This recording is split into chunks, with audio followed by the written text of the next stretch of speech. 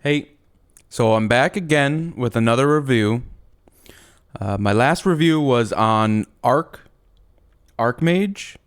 This time I'm going to be doing a review on Vaal Stormcall. And it's like, seriously, I rated Arc like a 8-9. This has to be, and it's not even perfect yet. I'm going to emphasize this throughout the video. It's not even perfect yet. This is like a 9-10, closer to 10. So let's get into game here, okay? I have followed Crouching Tuna's video. I saw this posted on Reddit, and I was like, okay, that ring sounds cool, but I didn't fully, understand.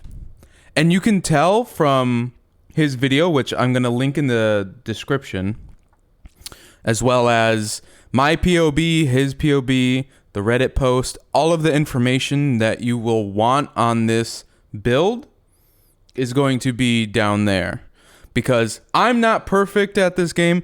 I don't fully understand what's going on a lot of the times. And that's mostly due to lack of, I guess, effort. So I could tell, for example, on his staff, the number one thing that you need in order to make this work is Vaal skills require 40% reduced souls per use. And in his video, he goes over, oh, I crafted it with these fossils, and you can get the implicit to +3 gems or whatever. I have no idea how to do any of that. Like I said in my first review, I have about 1,000 hours in this game, and that's what I feel makes this game so enjoyable. Is just, there is so much to learn and to keep going and to keep making things better. And as you can notice, my staff has nothing in it but a portal, and you don't need anything really in this to make it work. Besides the Vaal skills require 40% reduced souls per use. Everything else is like an added bonus. In Tuna's build, he uses Animate Guardian, Enhance and Empower, and then like three other supports like Elemental Army, Meat, the Meat one. I don't remember. It's like Meat Shield or something like that. And I actually commented on his video and asked him what he equipped his Guardian with. I don't actually remember what he replied with, but it sounded like basically it doesn't matter. And it really doesn't. I'm only level 74, and this build is absolutely popping off. I'm going to try using a Cinder Swallow because I don't have the currency. I actually spent about, give or take, 15x to get the build to where it's at now. So I had like 11 exalts, and then I bought 4, so maybe even more than that, maybe around 20 to get it to where it's at right now. So Call of the Brotherhood is just good. I have the Cold and Lightning resist because I was having trouble capping. Although, my lightning, I'm overcapped in lightning by quite a bit. I think one of the flasks that he used instead of the diamond or the Cinder Swallow, one of these was a Bottled Faith, and the other one was a bismuth, I think. The Wise Oak. Another thing that's wrong with my build, but it still works and it still pops off, is, so you want a helmet with 30% reduced Stormcall, life and resistances, but the one thing that I don't have that would really make a difference is Aura's reserve less mana. So if I had that on this helmet, which I'm searching for one, I don't know how to I get it. You get a helmet with Redeemer, and you get that. You roll that on it, but I don't know how to go beyond that. Anyway, so you get the 5% reduced, and you should be able to fit this in as well. And if not, so and I don't even have the ascendancy filled out either. I still need to get this last branch, but this is what the ascendancy looks like. The build, and everybody of course has a little bit of a different take here. He went over how his militant faith, I still don't have a perfect militant faith, but he explained that basically you divine, and you can get you can change the faithful converted by so you want Dominus, so you buy one without Dominus and it should be cheaper, and you'll get the elemental resistances, and it's like increased effect of non-curse auras or something like that. And you take all of these points, you get inner conviction to get more power charges. I don't have any of the cluster jewels yet. I did get myself the thread of hope, not a perfect one. I've taken some extra life. I spec'd out a little bit. I was running around with this all filled up, and it was nice, but I decided to try and use the damage nodes over here. And once I start leveling up, because, and I don't know how to do this, but I believe, yeah, so this is the jewel that I wanted, but the arcane heroism is in the wrong spot. So you'll see in a lot of POBs, they get arcane heroism and essence rush, and they'll be the first two. So you spend 1, 2, 3, 4, 5, you put in 2 jewel sockets, and then you completely ignore what's over here. And I don't know if it's just like a guessing game, but I bought the wrong one. And but you want 2 clusters. Of course, you'll be able to see that in the POB. You want one up here, one up here. I think one of the builds I saw used also 2 medium clusters after that. So you get a large, and you get 2 larges, 2 mediums, and then a couple of. So what I have in here is, this isn't even in Crouching Tuna's build, but Conqueror's Potency. So more flask effect, more increase of curses, non-curse auras. Then he has this, and I think he has this Chill of Corruption as well. But we take Wind Dancer, we take Acrobatics and Phase Acrobatics. That is, yeah. You go up here, you get these staff nodes, you get the Thread of Hope, you get these 3 nodes. One of the things, so unless you elevate the suffix, or I think it's a suffix on the Redeemer helmet, you'll probably also need to take this extra point in Reduced Reservation. And even with this, I still can't activate my 3rd aura. So I'm just waiting to find a reasonably priced helmet until then. But and I'm gonna throw in a quick map here and run it. That's the biggest regret I have from my first review. So we have Steel Skin, Life Tap Support, Flame Dash, and Second Wind. So everything has to be life tapped. It doesn't need to be for me, really, because I do have mana.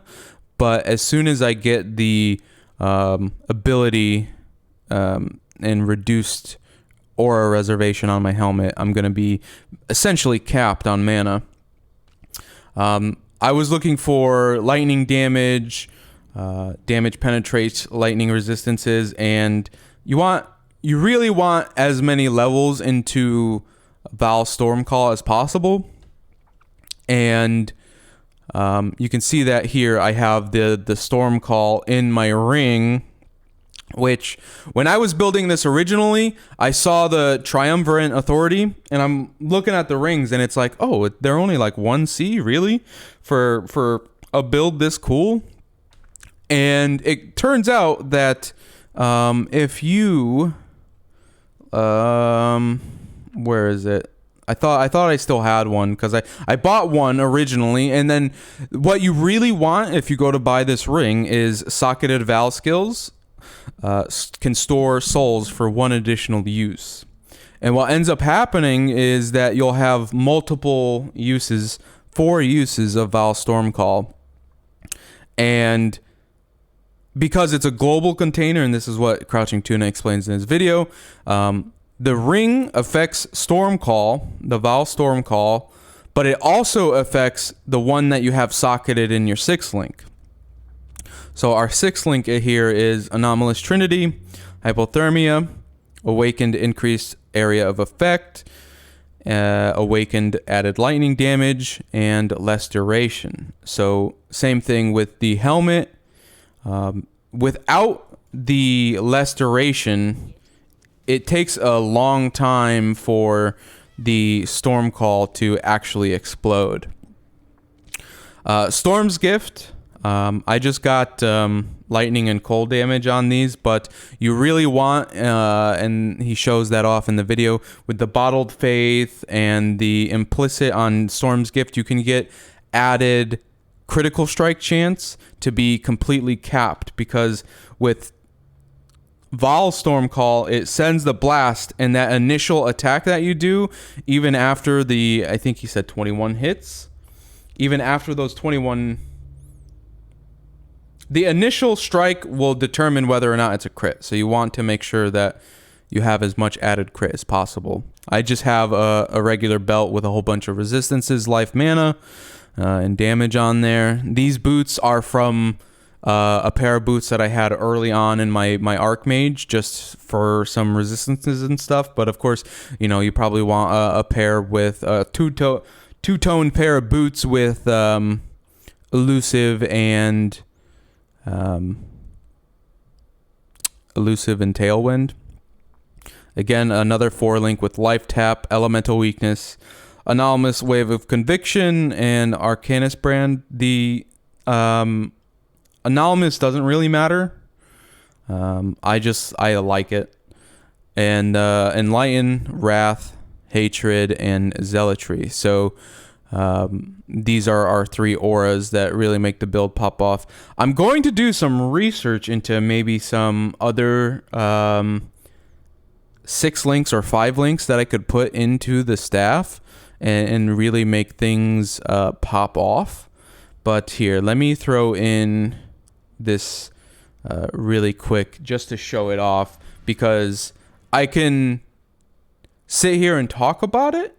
And I would say that if Archmage was an 8 or a 9, this is a 9 or a 10. It just feels very smooth, and it's actually insane. I've never had a build. I'm sure you've seen builds multiple times where it's like, oh wow, that guy's going through and he's killing stuff really quickly, and then you get there, you make your character, you get to end game, and you start throwing things together that, you know, oh well, you need this stat on this equipment, whatever. This is one of the first builds where I'm genuinely like, this just works. It actually just works. So I'm only, like I said, look, level 74, and you can just keep tapping your potions and going and going. And it's really cool in ultimatums. And you have multiple casts, so even if you don't kill a pack, like that guy, look, I used 2 there. It's actually insane. I've never had a build pop off this hard, and I'm loving it. I seriously, like, if you have the currency to try it, I would as soon as possible, because who knows what's gonna happen. I've seen people talking about, oh, they're gonna nerf it and blah blah blah. Like, the top comment on Crouching Tuna's video is fun detected. The whole Wilson Christensen, whatever, Will Christensen meme going around. But yeah, I seriously think that if you have the the currency to give this a shot. I'm actually not sure some of the other finer details here. I got a Soul Ripper with negative to maximum charges. I'm assuming that negative is better because it's like less time for it to fill up. You want the Soul Catcher here for less soul gain prevention duration. I have a Curses on my Diamond Flask for more crit strike, but also, you know, you're using your flasks basically all the time. That is the one thing I will say about this build, is that you're basically healing each time you're using the flasks.